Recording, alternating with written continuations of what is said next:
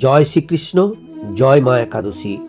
Progressive কালচারের নতুন একটি ভিডিওতে আজ আমরা জানব দামোদর মাস কি, কার্তিক মাসকে কেন দামোদর মাস বলা হয়, কবে থেকে এই কার্তিক ব্রত বা দামোদর ব্রত শুরু, কিভাবে পালন করবেন, কি খাবেন, কি খাওয়া নিষেধ, দামোদর মাসে কখন কিভাবে কি মন্ত্র বলে তুলসী মহারানীর কোন অঙ্গে কতবার প্রদীপ নিবেদন করবেন, আকাশ প্রদীপ কিভাবে দিবেন, প্রদীপ দানের মাহাত্ম্য কি, ব্রতের সংকল্প মন্ত্র কি, দামোদর মাসে অবশ্য পালনীয় 8টি নিয়ম, ব্রত মাহাত্ম্য কি, তাই সকলকে স্বাগত জানাই।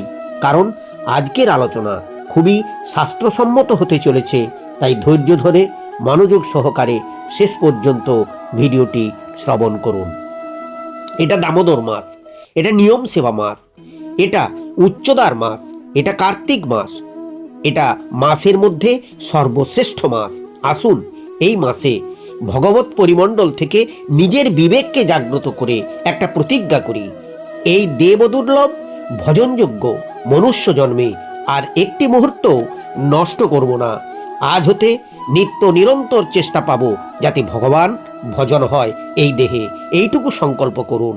আর পিছনে যাব না, অন্ধকারের পথে আর ফিরতে না হয়, এই মায়া কবলিত জগতে অভিশাপ ভোগ করতে আর যেন আসতে না হয়, আর যেন পুনঃ পুনঃ জন্ম মৃত্যুর চক্রে এই মর্তরকে আসতে না হয়। প্রভু, এবার আমার প্রতি করুণার দৃষ্টি দাও, কৃপা করো প্রভু, যেন তোমার চরণ, তোমার শরণ, তোমার মননের দ্বারা একটু ধর্মপথে এগিয়ে যেতে পারি।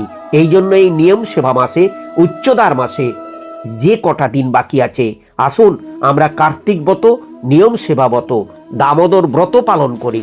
স্কন্দ পুরাণ, বিষ্ণু পুরাণ, হরিভক্তি বিলাস ইত্যাদি শাস্ত্রে যে কথা বলা আছে তা হলো এই ভজন মাস পেয়ে, এই নিয়ম সেবা মাস, উচ্চদার মাস, কার্তিক ব্রত মাস পেয়েও যে সকল নরনারী বিনা নিয়মে, বিনা ভজনে এই মাস অতিবাহিত করে সে সমস্ত ধর্ম থেকে বহিষ্কৃত হয়। কারণ এই দামোদর মাস ভগবান শ্রীকৃষ্ণের অত্যন্ত প্রিয় মাস।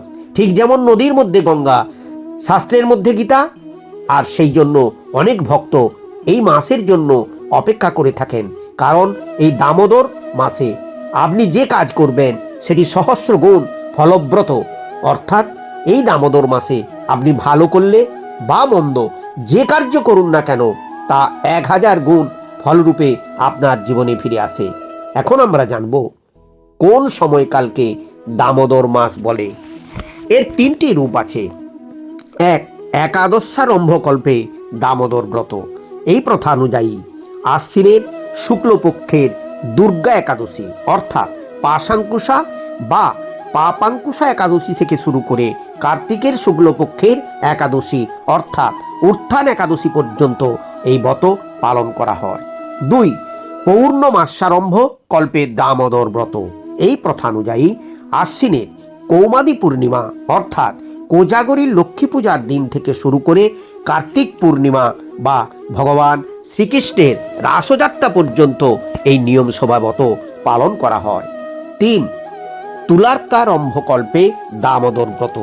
এই প্রথা অনুযায়ী গোস্বামী মতে আশ্বিনের সংক্রান্তি বা নল সংক্রান্তি বা মা মনসা দেবীর পূজার দিন থেকে শুরু করে এই কার্তিকের ব্রত বা দামোদর ব্রত বা আকাশ দীপদান ব্রত পালন করা হয় কার্তিক সংক্রান্তি পর্যন্ত।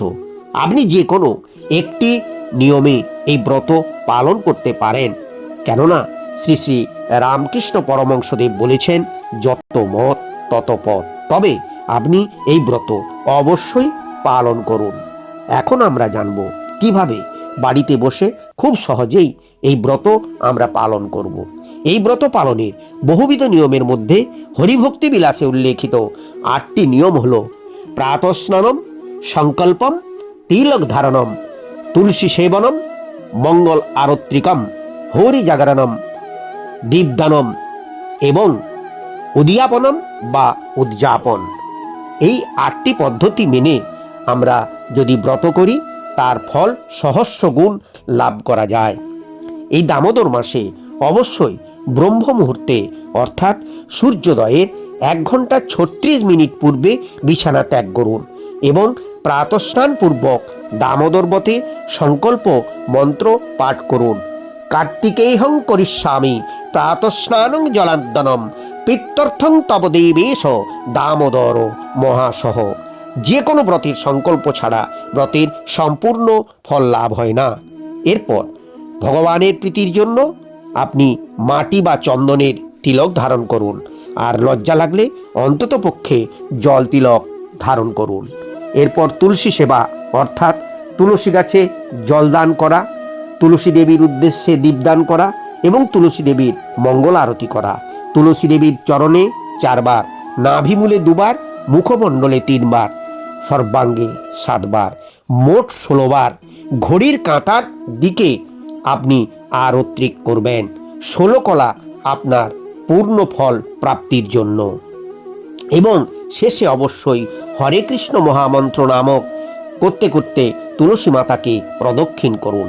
তবে এই দামোদর মাসে তুলসী তলায় দীপদানের সময় মা যশোদা দাম অর্থাৎ দড়ি দিয়ে ছোট কৃষ্ণ বা গোপালকে বেঁধে রেখেছেন এমন ছবি তুলসী তলায় রেখে দীপদান ও আরতিক করতে পারলে আরও শুভ ফল প্রাপ্ত করা যায়। আবার সন্ধ্যাকালেও ওই তুলসী তলায় আকাশ দীপদান করবেন এবং একই পদ্ধতিতে সন্ধ্যা আরতির মাধ্যমে ব্রত উদযাপন করবেন। এই দামোদর মাস চলাকালীন সম্ভব হলে ভগবান শ্রীকৃষ্ণ ও শ্রীরাধিকার অষ্টোত্তর শতনাম পাঠ বা শ্রবণ করুন। শ্রীমদ্ ভগবদ্ গীতার একটি করে শ্লোক নিয়মিত পাঠ করুন। এর সুফল সীমাহীন। এই দামোদর মাসে নিয়ম সেবা মাসে নিজেকে সংযত রাখা ও ভগবানের চরণে নিবেদনের জন্য কতকগুলি নিয়ম অবশ্যই মেনে চলা উচিত। 1. কেবলমাত্র নিরামিষ আহার নয়, সাত্ত্বিক আহার গ্রহণ করুন।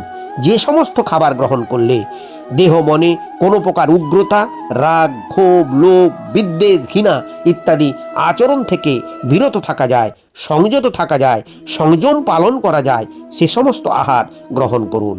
শুধুমাত্র মাছ, মাংস, ডিম, রসুন, পেঁয়াজ ইত্যাদি আমিষ আহার নয়, সমগোত্রীয় খাবার যেমন শিম, বেগুন, বরবটি, গাজর, পটল, মূলো, ছাতু বা মাশরুম, পুঁই শাক, সজনে শাক, কলমি শাক, সরিষা, সরিষার তেল, মধু, মুসুর কলাই, মাসকলাই, ছোলা কলাই ইত্যাদি খাবার এই মাসে সম্পূর্ণ নিষিদ্ধ।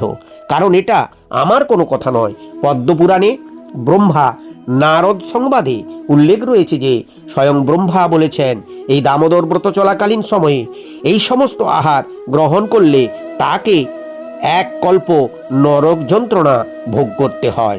এই কারণে এই নিয়ম সেবা মাসে, এই কার্তিক মাসে এই খাবারগুলি বর্জন করুন। আর মনে রাখতে হবে এটা দামোদর মাস, এটা দান করার মাস। তাই এই মাসে প্রকৃত দরিদ্র, দুস্থ, অনাহারী মানুষকে, বিশেষ চাহিদা সম্পন্ন মানুষকে আপনার সাধ্যমতো দান করুন। সেটা অন্নদান হতে পারে, বস্ত্রদান হতে পারে। এর ফল 1000 গুণ বেশি পাবেন। ভিডিওটি ভালো লাগলে লাইক, কমেন্ট, শেয়ার করুন। এই রকম আরও তথ্যমূলক ভিডিও পেতে চ্যানেলটি সাবস্ক্রাইব করুন। মায়ের কৃপায়, দামোদরের কৃপায় সবাই ভালো থাকুন, সুস্থ থাকুন, দীর্ঘ জীবন লাভ করুন।